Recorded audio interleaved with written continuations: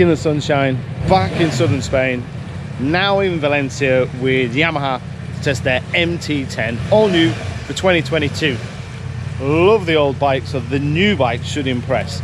Same R1 derived engine, R1 derived chassis. Remember that chassis is comparable to the World Superbike, which did pretty well last year. Anyway, I digress. The new model is got a host of new electronics with a new 6-axis IMU. They've changed the stance and the setup slightly higher on the rear, longer rear shock, which means you have to compensate for the front, so they've changed the front setting slightly. The engine has got a little bit more power and a little bit more torque, and it's Euro 5. But for me, the big changes is going to be the electronics and how those lean sensitive rider aids now interact, and see if they've diminished any of the fun that the R1 was famous for. So let's get going. 220 kilometers to do today. Perfect weather, perfect conditions.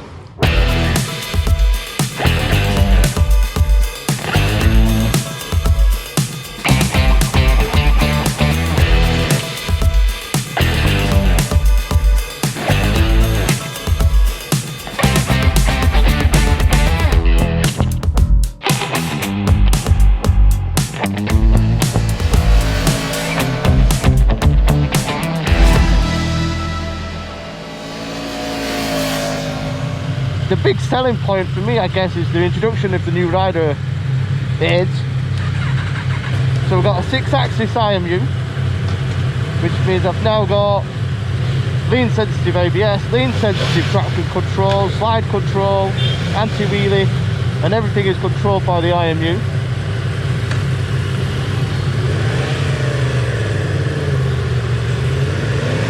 We'll just stop for a nice little coffee, then we're away. So I've got it in V mode at the moment. I've got power on 2, traction 3, slide control 2.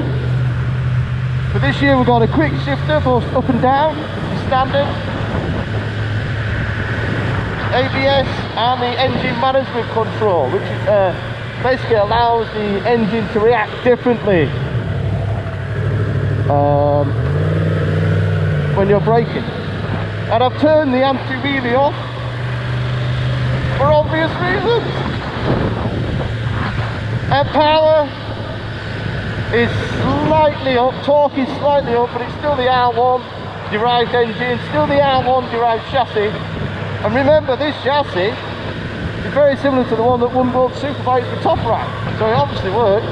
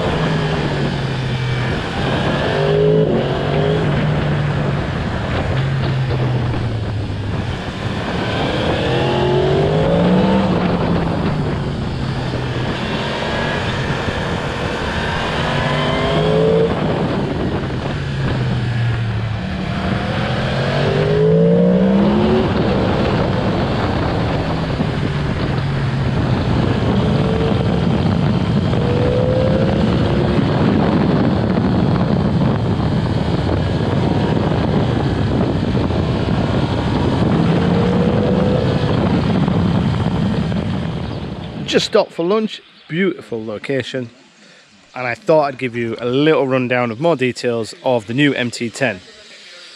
So as mentioned, new model for 2022, now Euro 5 engine, a little bit more power, a little bit more torque.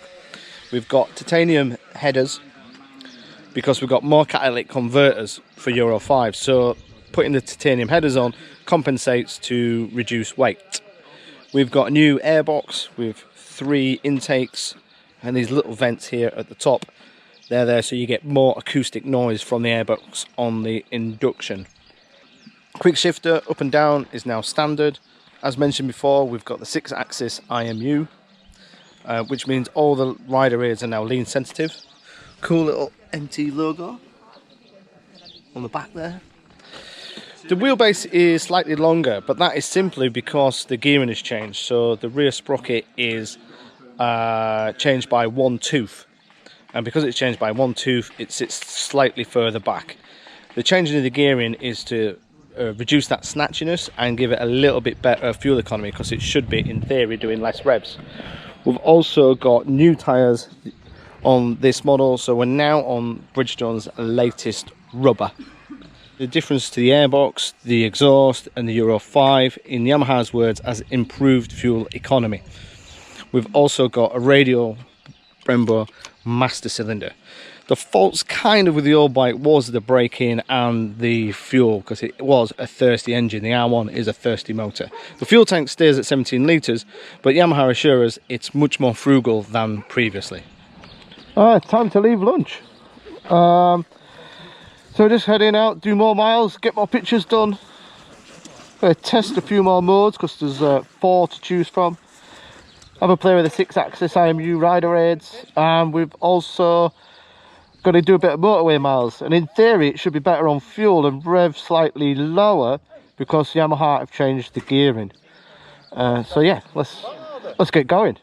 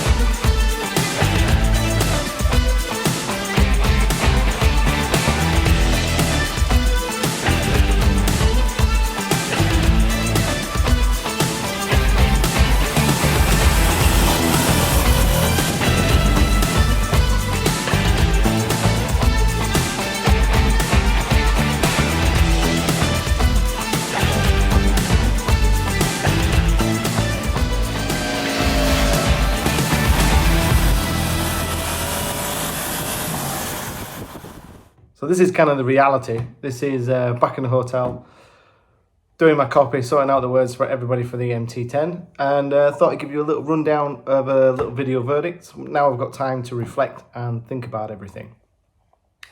So the old bike, the old MT10, brilliant bike, naked, revived R1, pretty simple, wasn't going to go far wrong. Compared to the competition, it was lacking rider aids, a bit of braking, questionable looks, and yeah, the whole technology really. Yamaha have rectified that. They give it an IMU, they give it lean sensitive rider aids, traction control, ABS, anti-wheelie, cornering ABS. The quick shifter is now standard. In terms of braking, not a massive upgrade to the brakes, but it's enough. I think you'd only criticise the braking if you was comparing it to something a lot pricier, like Ducati Street Fighter maybe, or a Tuono or Brutale, you know, one of these Exoticas bikes that are very expensive. In terms of looks, they've changed that quite dramatically. Personally, I like the looks of it, but I put some pictures on social media, on my Twitter and Instagram. It was an onslaught of hatred. But trust me, it looks a lot better in the flesh. Power-wise, they've given it a little bit more power and a little bit more torque. Didn't really need it. It's got masses of torque. It's got enough power. The old bike really has enough power as well, to be fair. You don't need really any more on the road. On track, yeah, if you were chasing your sports bike buddies, then that's where those naked superbikes come into it. But if you're riding 90% on the road, then this kind of power, which is comparable to other bikes in this market, perfect. Character, I love. It's got that cross-plane engine. It's got loads of bark. It sounds brilliant. I think it sounds better than previously.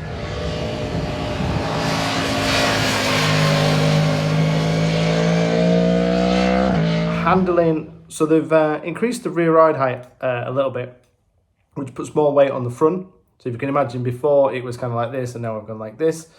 To do that, they've compensated by changing the shim stack on the front slightly, and to me, it's gone a little bit too firm, but I am being really fickle. You ride the bike for 99% of the time, and you're like, yeah, nice balance to it. It is heavier than the competition, but that creates stability. It's got a nice flow to it. The new Bridgestones are a big step over the old Bridgestones.